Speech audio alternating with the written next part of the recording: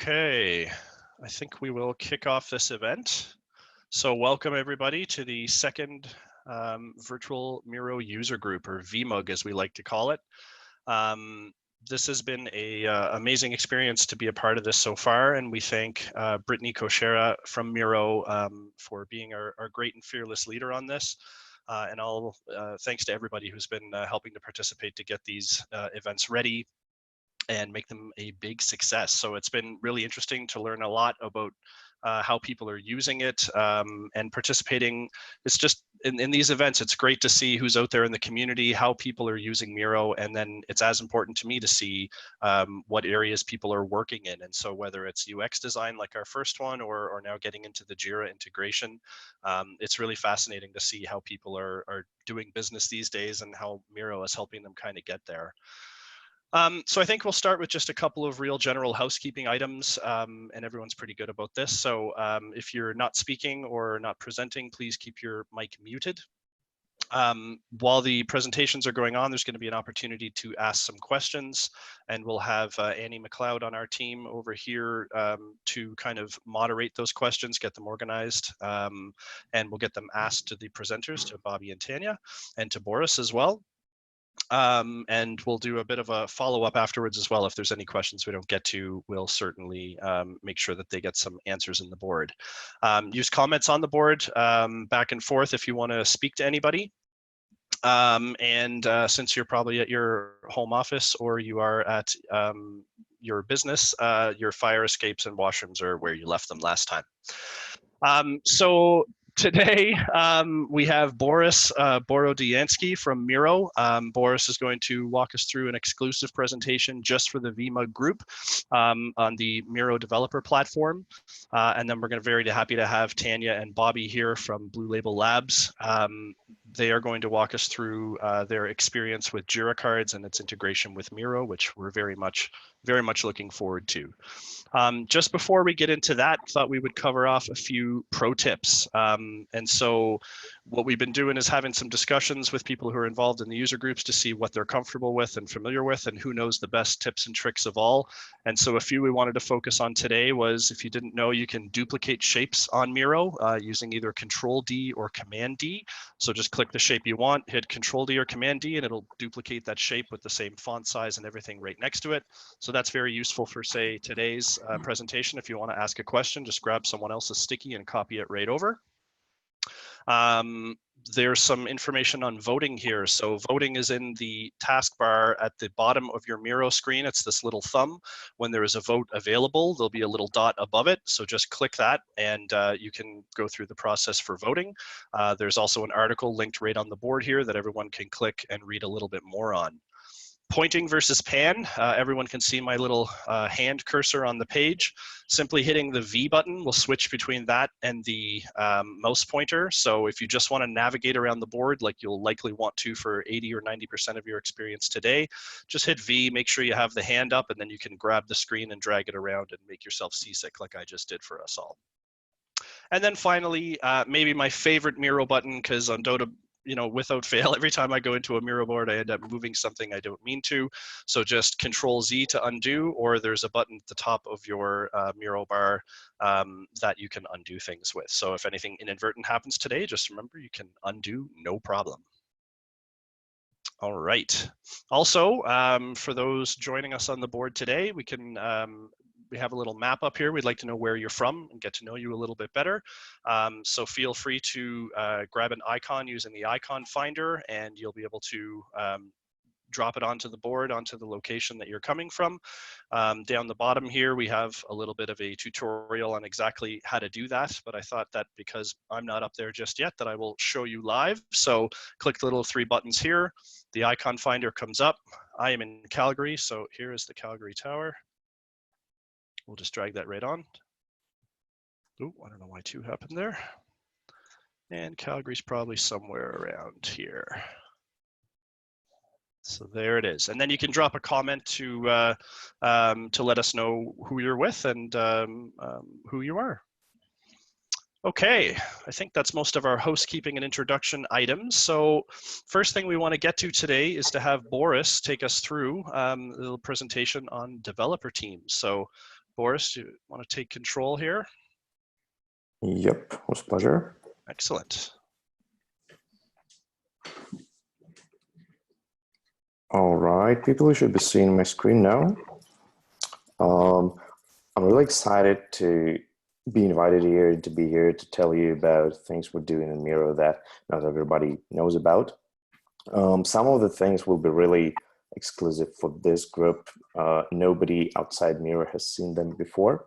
So I will drive you through what Miro Dev Platform is and basically what is the magic behind the magic wand that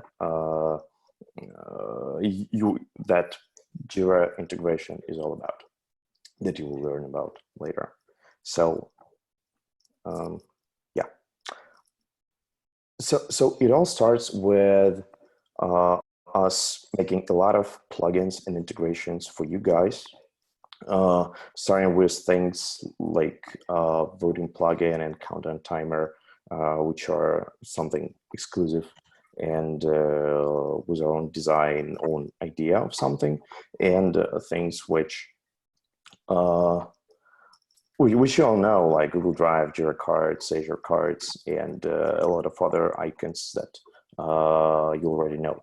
But the idea is that we can build like 80 integrations or 100 integrations. Maybe we don't want to do it all. So we building a tool set that allows anybody who knows how to code or has a friend who knows how to code to build your own plugins, integrations, some automation on the board, anything that can help you in your work with Miro and your team as well. So just being curious, here's a sticky note with a +1. If you have heard that Miro has an open API, please hit +1. I know that we're not a lot of people here right now, but still really interesting if anybody have heard about this platform initiative before. So what I'm going to do is I'm going to tell you what kind of things you can build with that and show you a couple of demos of what we've built using platform inside Miro and what people outside Miro are already building with developer platform.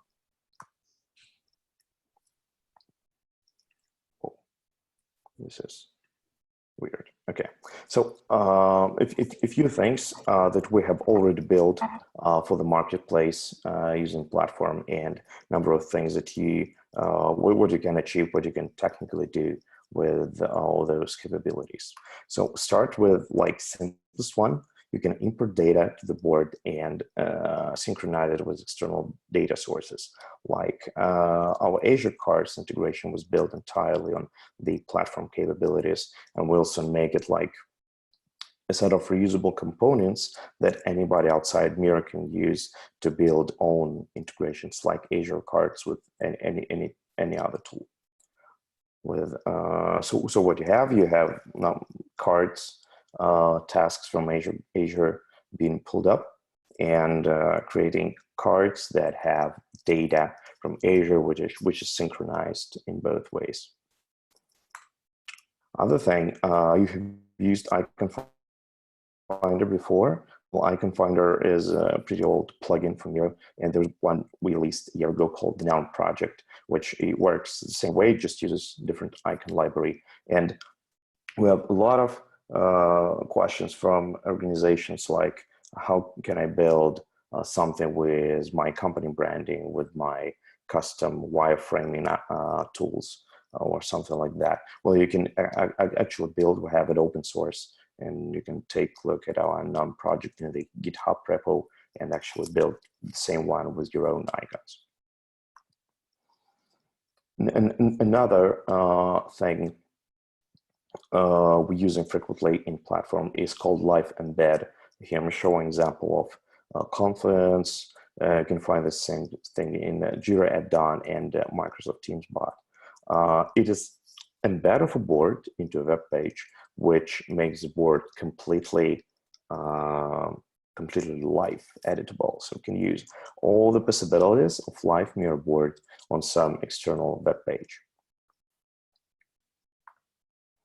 And messengers, our bots for messengers like MS Teams and Slack are also using platform capabilities to send messages based on new people in the team, new comments, and stuff like that. So if your team is using not MS Teams and not Slack for communication, which is your choice, you can build your own bot for this communication system so that Miro can get to you and new comments can get to you while you're working on something else.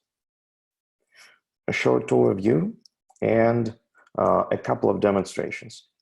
Now, the first one is going to be about actually Jira integration that you will learn much more about today. And I'm just going to show you a short video. I don't really have this custom integration myself, but a short video of what a friend of mine from a different company had built. So here it is.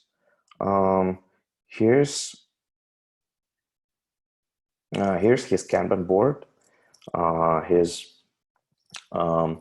connecting his Atlassian integration, and actually he let me know that a couple of days ago he passed approval from Atlassian for this plugin. So he's done it all by himself. Now he's going to move Jira cards on the board. Yeah, he's showing that the status is backlog for this issue, no trick. Now he moves it and the status changes automatically, both in Miro and in Jira. And if he keeps moving it, the statuses will keep changing no matter where he moves it. And even if he moves a couple of these cards, they will continue to change statuses altogether.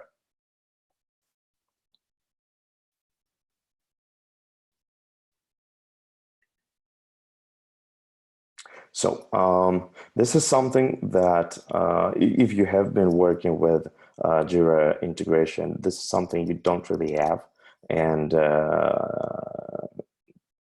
don't really expect from our integration, but with the help of additional programming tools, you can actually build the thing and make it available for your team, or use a source code from a friend when he publishes it for us. The second demo is a demo thing called live prototypes, and this is like most exclusive thing for this specific user group. This is something we have built in a hackathon and then rebuilt using platform capabilities so that we can give it out to users who need it. And I'm just going to show you what it is. So here I have a frame with a user flow like I would build. But you would notice strange things here, like this pink square. What does it do? This blue square is that the arrows. And it might be not clear what's going on. But if I open my bottom bar and find this icon called prototype, which you probably do not have, and I click it, then a plugin launches. And when I click on it, I have like a presentation mode. If I click anywhere, it shows me where is the hotspot. So like, where is the button? And if I click here, it transitions to the next screen. I can go back, I can go forward, and I still can see what kind of screens there are. And when I click on different parts of the screen, it tells me where the hotspot is. So basically, it's a tool for you to build a prototype in Miro, and you can send the autoplay link to your, I don't know, manager, designer, developer to see how this thing works, and actually build live prototypes with Miro. Ain't that amazing? And as exclusive as it can be, I've put here the links and QR codes for you guys to learn more about all that stuff. If you want to see documentation for the developer platform. You can go to developers Miro.com. If you want to contact me to talk about, I don't know, partnerships, any kind of questions, you're more about it in person, you can go to Miro.com contact API. And if you want to use that awesome stuff that I chose with the live prototypes, here's your installation link. And I'm done just on time. That's awesome, Boris. Thank you. Very cool. I know from personal experience that anytime I've tried to contact anybody at the team at Miro, they've been incredibly responsive, both in answering questions, giving help, opening doors. So I'm sure Boris won't do any less. He's right on this stuff and obviously very knowledgeable about it. So thanks so much, Boris. That was really great stuff. Thanks. Okay. Now, do we have any questions popping up? And I can turn it over to Annie if she has seen anything. I can see one. This may be a sport. Do I answer the questions by voice or by comment? No, that's the question we got. So yeah, stick it in and give us an answer to that one, Boris. Okay, perfect. That's a good question. It consists of two parts. One part is that there is REST API with which you can use any programming language there is. I think any programming language allows you to do REST calls. And there is a web SDK which allows you to put stuff onto board like buttons and floating panels. And there we use JavaScript or different flavors of JavaScript. Thank you. It's neat. Oh, and just in case anyone is on the Zoom channel but not on the Miro board, you can feel free to ask questions via the chat in Zoom, and we'll make sure to get them asked and answered for you. Does anyone else on our VMUG team or anyone have questions for Boris? No, Boris, but we will have a few people that register that are watching this video later that will definitely be reaching out to you via email. Perfect. So don't worry about that. We'll definitely get those questions and we can throw them on the board as well if we get them later and have you answer them on the board so everyone can know the answer. Actually, I do have, is there any kind of like developer community emerging or use cases from people who've used API integration so far? In the documentation, you have a discussions section where there are people following up with questions, suggesting their ideas and tricks and so on. So we can say it's emerging. Cool. We don't really have any dedicated Slack channel or something, trying to give it as open as possible. Sweet. That's great. Cool. Okay. Well, oh, go ahead, Boris. If there are no more questions, I'd like to wish you a great day. And since it's 4:30 a.m. Oh, shit. where Boris. I am. Here. Thank you. Thank you, Boris. Holy shit. Have a great day, you guys. It was a pleasure. Thanks, Thank Boris. you so much, Sir. Nice. Wow. Dedication. Yes. That is, yeah. Yeah. We should commit to running our next VMUG at 3 a.m. 4 a.m. our time. No, let's not do that. Okay. So let's now get to the next stage of our presentation. And Tanya and Bobby, I think if you know where you're starting, it's on about slide 17. If you want to take control of the screen. Yeah, I'll start sharing 1 second. Excellent. And once again, Tanya and Bobby are from Blue Label Labs. They're going to be talking about Jira cards and its integration with Miro. Take it away. That's right. So can everyone see my screen? Yes? Yep. Awesome. Yep. So thanks for joining us. We're really excited to be part of this VMUG, and we're really keen to share our experiences using Jira cards. We really feel it's been our magic wand when it comes to streamlining the product dev workflow.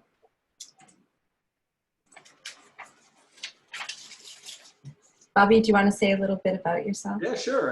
Can you guys hear me? Okay, good. So hi, Yep. I'm Bobby Gill, and so I work with Tanya, and I'm the CEO and CTO of Blue Label Labs.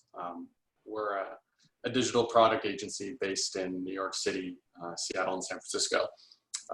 We help companies design, build, and bring to market products ranging from mobile apps to websites to VR, AR experiences, and IoT devices. So we work in a lot of new and emerging technology in the product development space. Today we've brought to market, probably over 200 products of various sorts for companies from Bloomberg to American Express, iHeartRadio, and a bunch more. My role at the company, my day-to-day role, beyond the CEO duties, is to kind of serve as the chief architect and head of the engineering department. So, deeply involved in pretty much most of the products that we build, and have a very close relationship with Jira and Miro. Thanks, Bobby. Well, for those I haven't met yet, my name's Tanya and Chanel. I'm the Director of Product Management at Blue Label Labs. So work closely with Bobby on a daily basis.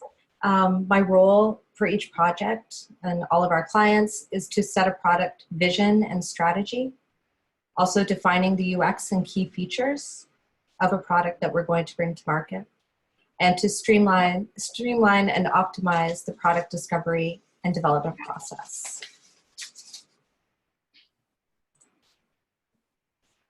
So, a little bit about how we work. So we're a remote-only team, and we've been that way since day one. So, I started the company about 8 years ago with my co-founder, Jordan, and when we started, there was just the two of us, and I was based in New York, and he was based in Seattle. So right away, we were a remote team, and we had to learn how to, do what we're going to do while not sitting beside each other. And that's been part of our DNA since then. And as we've expanded and hired people and really grown the team, we've always had to work with this assumption that we're going to be remote. And it's, it hasn't been a limitation. It's actually been, I think, an advantage to us, because we've been able to really tap into talent across the world. In various parts, we have designers. We've had designers in Europe, North America, South America. We have a large part of our engineering team in India, but then we have engineers in Brazil, here. And so we're a very distributed remote team. And so, we've had to develop a lot of processes and adopt a lot of tooling, which, work for doing what we do remotely, for not being sitting beside each other. And, as you'll see here, Miro has really become a centerpiece of how we conduct our day-to-day business. Yeah, it's been a game changer. I've been working with and leading distributed teams for the past 7 years as head of product and also director of product.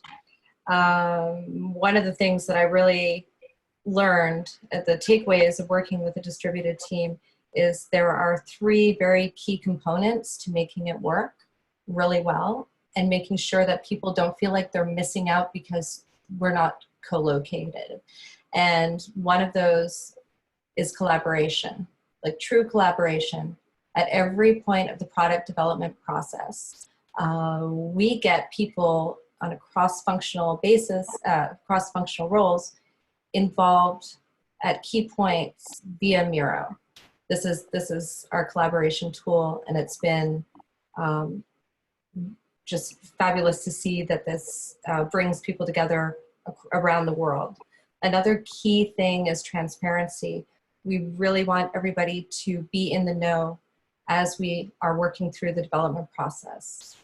That also adds to the accountability. Nobody can say that they're out of the loop. When everything is transparent and everything is collaborative, there is an accountability to be on top of things and to take responsibility for your responsibilities. So this has been 3 key points that we definitely bring into our product teams. And as I mentioned, to do that, we use Miro from scoping, discovery, and planning. We use Miro to get everybody on board, on the same page, and to have that transparency as we develop our products. one of the tools that we use is an IXD board, which product owns. This board is also shared with the engineering lead, and it's part of the process so that the engineering lead can give input, ask questions, and get what they need to create dev estimates on tech specs. Product aims to be lockstep with engineering during the planning stage. And the IXD board consists of three main aspects. We've got the final screens that devs are meant to build out, the user flows, how each screen relates to one another, and the specs. It's the source of truth for our entire product and dev teams as what needs to be built.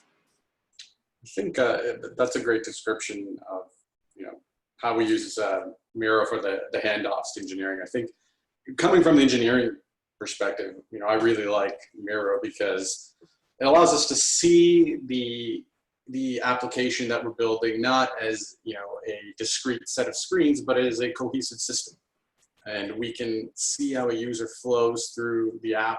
We're able to get a lot more context than we normally used to do with like a Google Doc functional spec, right? You're able to convey so much more with these IXD diagrams that you end up writing a hell of a lot less specification. It's just so much you just get from the board. I think one of the clarity and the messaging that Miro gives us, the main benefit it's had for the engineering team is that we have very few misunderstandings of functionality where the engineers build something and it's wrong or they misinterpreted it. It's really made it very clear what it is that we want to build. And then also it's made it very easy for us as engineers to kind of stress test the spec, to kind of think to ourselves, hey, what happens if somebody gets into an error case, or if there's an empty screen, or if they do this and then go there. It really helps the thought process for thinking through all of the different corner cases or whatnot, and kind of just getting the mental juices flowing when we think about taking the designs and actually building a product out of it.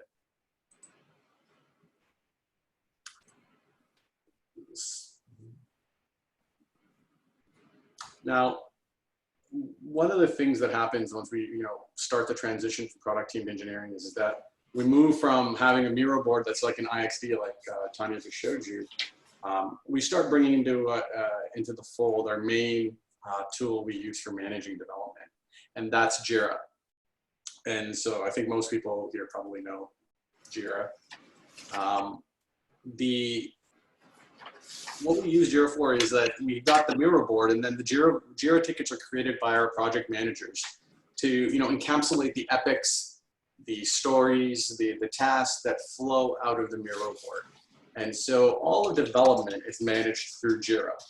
And when we have questions or we want to update status, or we want to test something, or there's a bug that happens in Jira, and they get linked back to the epics. And the epics themselves, through the integration with Miro, end up on the Miro board. And what that actually does is it makes the Miro board in of itself the source of truth for all functionality in the app. So whenever there's a question, the developer's like, what does this button do for? What's this text box supposed to be? When there's one answer, go to the Miro board and you will find your answer. You will find the Jira ticket, you will find the spec, and you will be able to clear everything up. And so it's really like, the Miro board provides a lot of value, Jira provides a lot of value. You bring them together, you get a ton of value just from efficiencies in engineering. And as the lead of our engineering department, I mentioned this before, it just helps us execute much more efficiently, where we have very few, or well, not very few, but we have much less miscommunication. We don't have development surprises because there's just a certain clarity that we're able to convey using the combination of both. 100%. 100%. And that's why this integration has really been a time saver. It has helped us build better relationships between product and dev, because we are, first of all, using a tool that's easy to use so that you're minimizing frustration. But there's this wonderful integration that really allows us to have the Miro board be our source of truth, and for the devs too, which really holds every bit of information about the product that's needed in order for devs to build it properly. So I'd love to just give you a quick overview and then show you how to create the Jira ticket right from the Miro board in just a second. So as you can see in this diagram, we have the Miro spec, which we looked at the IXD board on the left. We have the Jira ticket, which is what all the developers and the project managers will use for their main communication tool throughout the product development process. And the Jira integration is that magic wand, which magically will sync the two together. So I'm going to show in this IXD how that happens. So here's our spec. We have the screen associated with the spec here. Again, the user flow is related to that screen.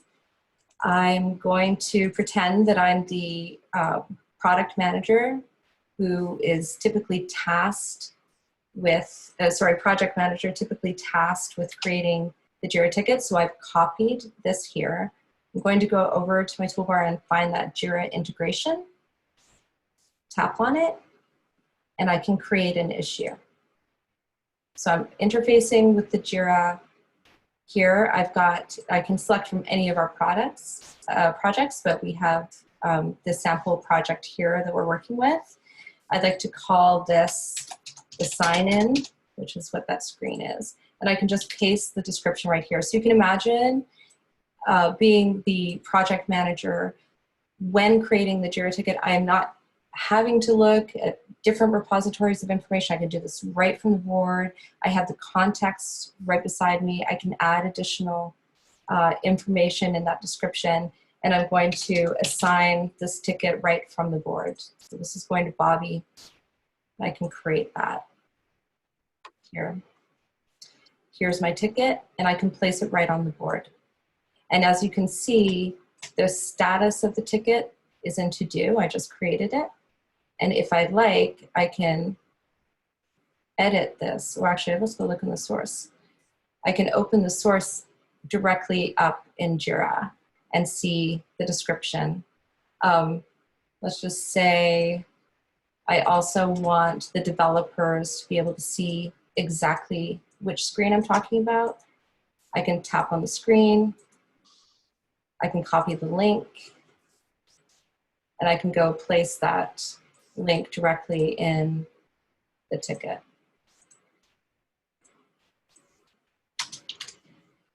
By doing this,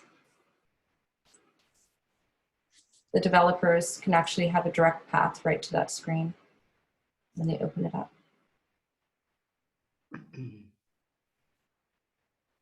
It's right there. So you have that deep link right to the screen that's relevant to the ticket. Another thing you can do is edit directly in Miro. So I can open this up, I can make a comment, I can make any kind of tweak, I can add a file. Anything you can do in Jira, I can do directly from the Miro board. And what's great is people who are not typically in Jira, so maybe the designers or UX team who has been working on the project from day one, will be able to see the status of all of their hard work. So they'll be able to see what the developers, oh, it's in progress, great. Maybe I should be mindful. I might be getting any, some blocker might come up as they're working on it. Just be mindful, and also the satisfaction of knowing that something is done. And this is also a great tool for shareholders and stakeholders who don't want to be in the weeds in Jira, but want to have a general pulse check on the progress of the development.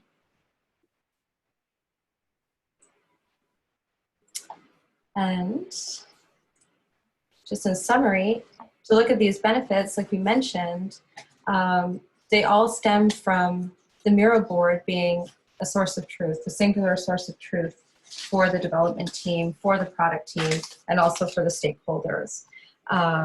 One of the things that we've seen is that you're really minimizing context switching from having the design, the spec, the user flows, and the tickets all in one place, where you can take action on those tickets directly from Miro.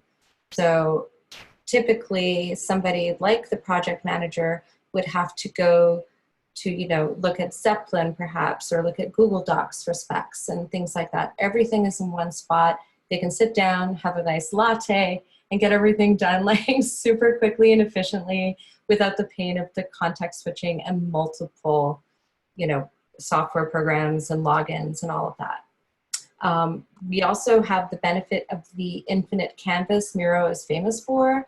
So as at Blue Label, we work in sprints. And so we create this IXD board per sprint. So prior to every sprint, it's sort of like the preamble. We have the give devs the opportunity to ask questions around it and such.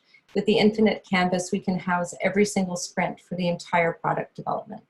So that agile process documented.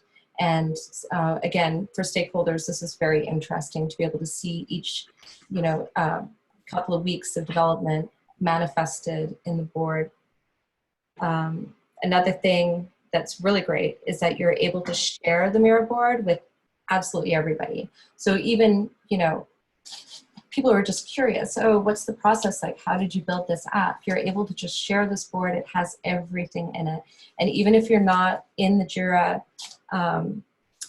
in the actual Jira project, you're able to see the status. You're able to see the key information that would be interesting for anyone who's looking at getting a view, the bird's eye view of the entire product. So I hope you found this helpful.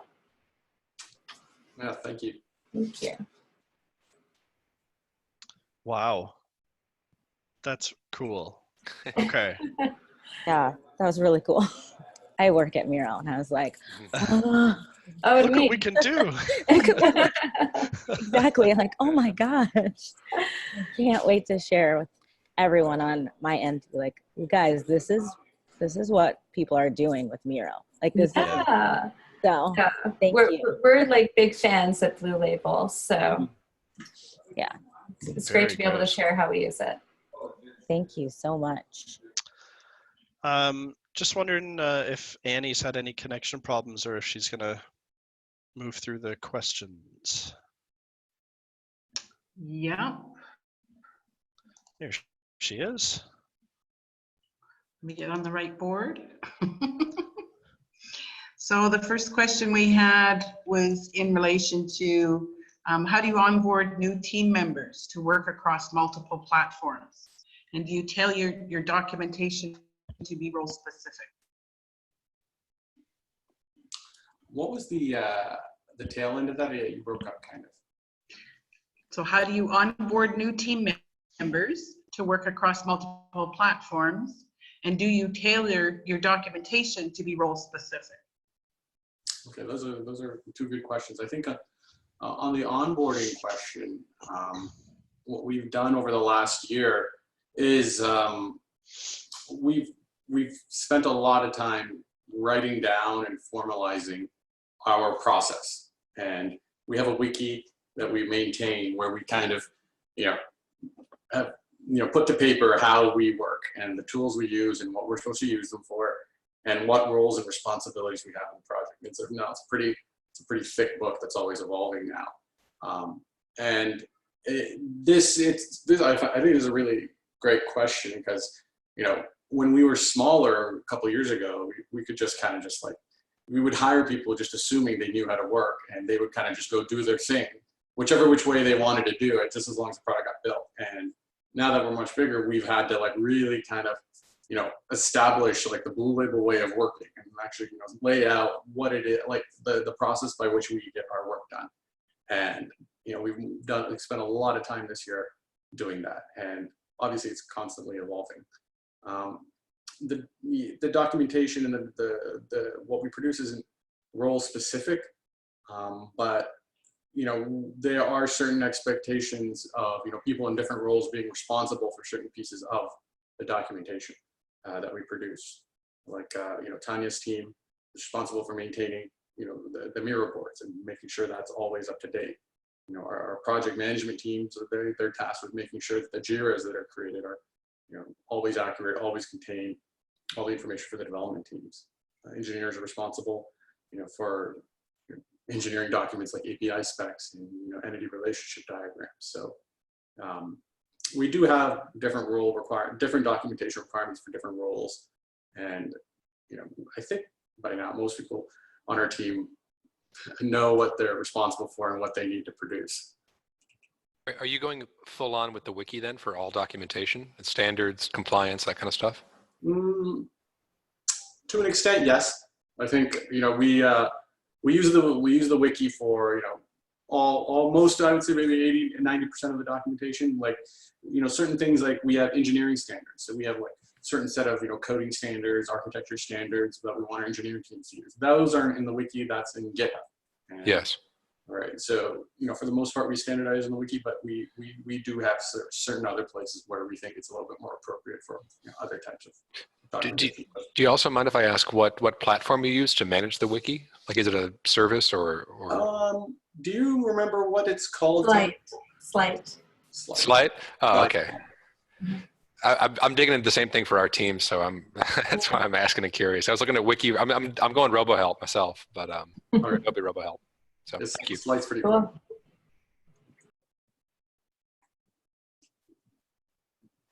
Okay, and we've got one other question. How the heck did you even do this before getting on board with Miro and Jira?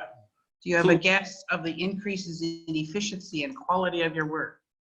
Yeah, that's a good question.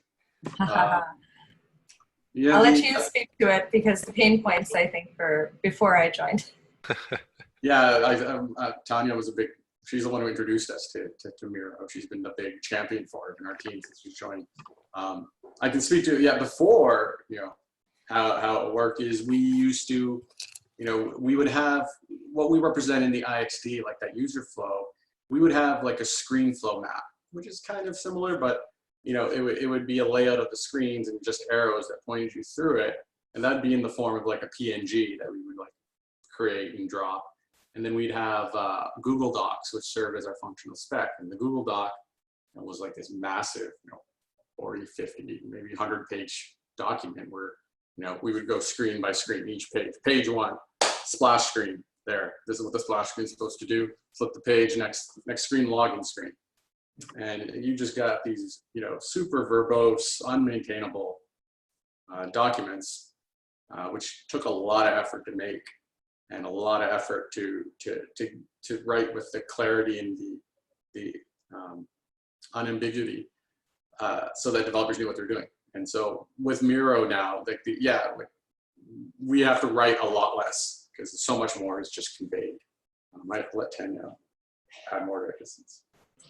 I think one of the things too is the communication and I've had to do, but mostly the project managers do with the devs at very early hours with an Indian team. So being up at 4:30, 5 o'clock, answering a ton of questions, because working from the Google Doc where the specs were housed didn't sort of explain what the user flows were, and there just wasn't that early involvement of the developers during the planning process.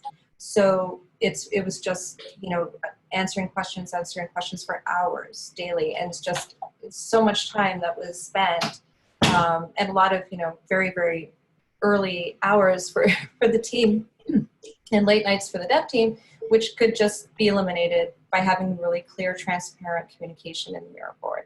So I think that's one of the biggest gains that we've had by implementing this. Great, Super cool. Super cool. Okay. Give another second to see if there's any other questions. But in the meantime, if I don't see any pop up, thank you to Bobby and Tanya to come and take the time to present. I think this was absolutely fascinating, and I've learned a lot, and now I want to just start force-fitting Jira into my Miro experience, because why not? Finding all these integrations is so cool. Thank you so much for having us. Absolutely. You guys are open to sharing like your LinkedIn on the board. I'm sure, again, that when people are watching this after or we have a few people that have access to this board. They'll want to definitely ask questions. So we have that. That would be awesome. Sure. You could reach out. Absolutely. Absolutely. Okay, last couple of things before we wrap up for today is, as always, is we're making it a custom on our VMUG events to have a share off. And this time it's all around project management. And so we have our lone submitter so far, Kyle. I don't know if you want to talk us through a bit, Kyle, get yourself a leg up before anyone puts their stuff in. Hell yeah, I think I'm the de facto winner. I did it. I did it. I'll tell my Good parents. job. I'll call my mother. Has it distributed, because you had people all Miro all week long. Yeah. You know, Dude, I think that was it. Yeah, like distributed just blew the gaskets off. But hey, man, we're the real champions. All in this. That's right. We keep going. We coming back. You can't get rid of us. Yeah. So actually, what I did, I took a screenshot on the left-hand side. I shared it. This was a early schematic that drew in. Smartsheets are heavy lifter, but I was looking at how to make a project universal dashboard. That my goal was then to resource links for our technology stack are housed and link out to build dashboard or dual monitor configurations based on what you're working in at the time. And then the thought was, I've been using Power BI when I was designing this, so to have a lot of centralized information type around sections of the screen, and then when you begin working, launch the dual monitors based on the programs you need to activate. So it was basically, it was the least NDA and prettiest of the boards I had specific to project management, because everything else, I was digging at everything else, it all had like actual project data, so I couldn't use any of the guts. But yeah, that's just, I just want to put something pretty out there. And actually a great trick that I love to use is especially if you scroll over to the active board on the circle that's building off. Yeah, totally, that one. So you can actually, like, if you bend the waypoints of the Bezier curve, you can create these kind of like hanging connectors based off the curved line. So that's a great trick to give boards a sense of weight rather than just having something that's super like long and loping. Yeah. So playing around with the draw points or whatever they're called on the curves is a good trick. I think for good tips, for good tips, first you call Miro and then you call Kyle. Yes. So, anyways, that was thank you for the thank you.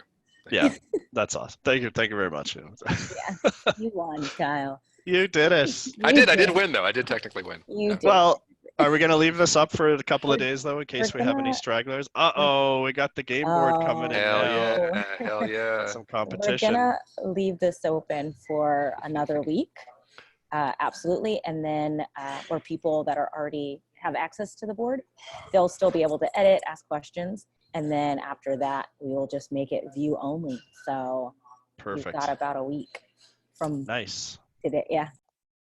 And Annie, you just threw up the game board. Do you want to take a second? Oh, sure. This is our method for training non-project managers on project management.